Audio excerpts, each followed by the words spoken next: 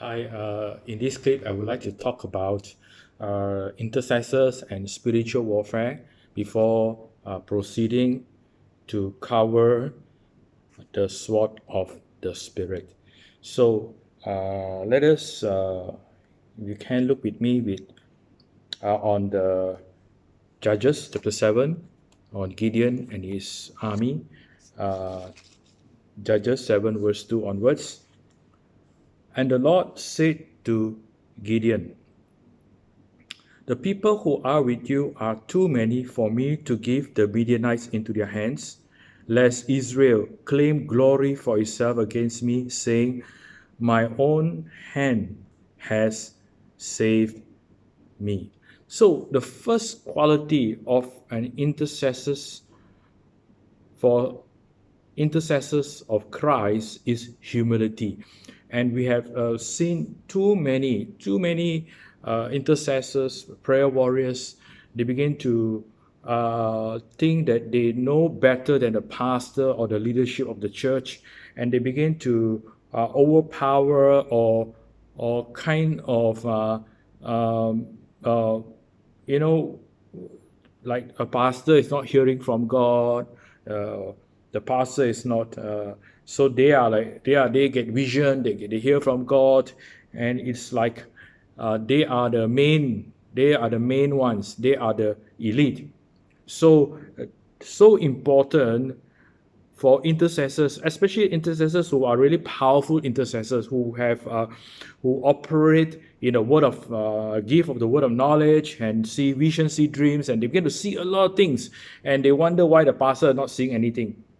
So there need to be humility. Let us read verse 3. Now therefore proclaim in the hearing of the people, saying, "Whoever is fearful and afraid, let him turn and depart at once from Mount Gilead." And 22,000 of the people returned, and 10,000 remained. For spiritual intercessors doing spiritual warfare, uh, you have to be brave. Firstly, brave enough to make the sacrifice of so much time spent in intercession that you could have maybe spend more time taking care of your well-being, your family, or financial security, or and all that. You make some sacrifice, and you trusted God and say, "God, you take care of my finances, you take care of my family, and you dedicate yourself a lot of time into intercession, rather than doing this and that, because you trust God. You are brave. You are saying, "God, yes, I know I should do this, for my family, for my future. I know I should have do this, but if I do that, I cannot spend in intercession in this manner, to dedicate myself in this manner." So in this sense, you have to be brave. Brave also, knowing that if you are effective in spiritual warfare and intercession, the devil will stir things up.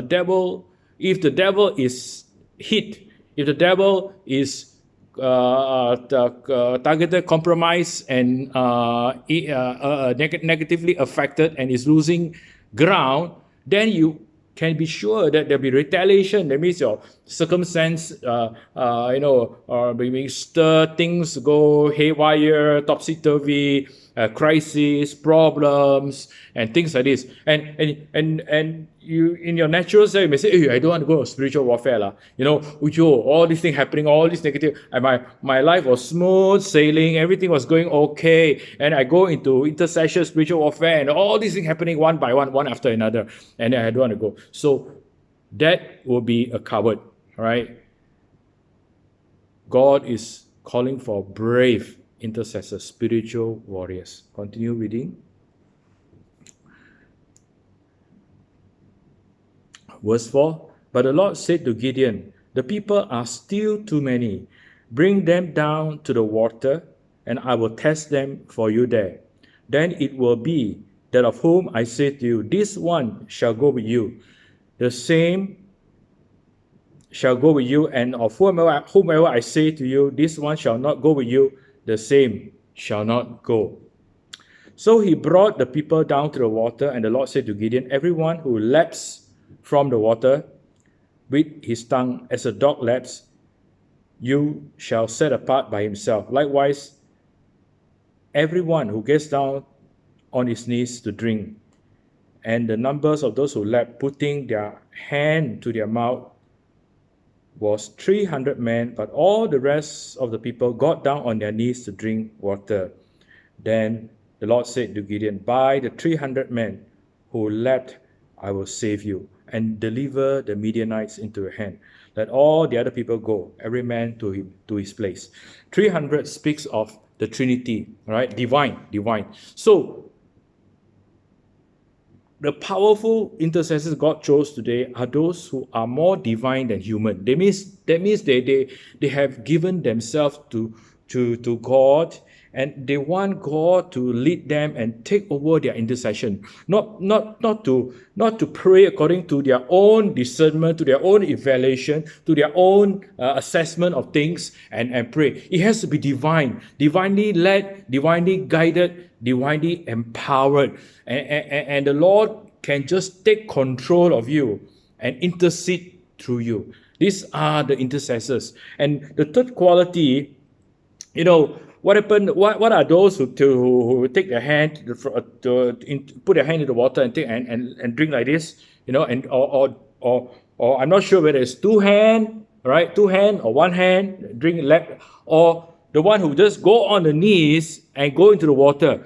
Those who go on their knees and go into the water are so desperate to satisfy their thirst for the water, and when they see water, they just all in into the water. But those who have self-control, who are cautious or conscious that they are in the warfare. When you go into the battlefield, when you march to the battlefield, they came from their homes, they came from their hometowns, and they know why they were there, the reason they were there. Their mindset is always, we are in a battle, we are in a war. So they do not just go on their two knees and just plunge themselves and just drink, but they are cautious, right? They are cautious because they have the frame of mind that, hey, I'm a soldier, I'm at war.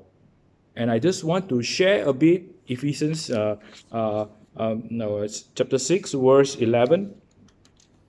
Put on the whole armor of God that you may be able to stand against the wiles of the devil. Verse 13. Therefore, take up the whole armor of God that you may be able to withstand in the evil day, and having done all, to stand.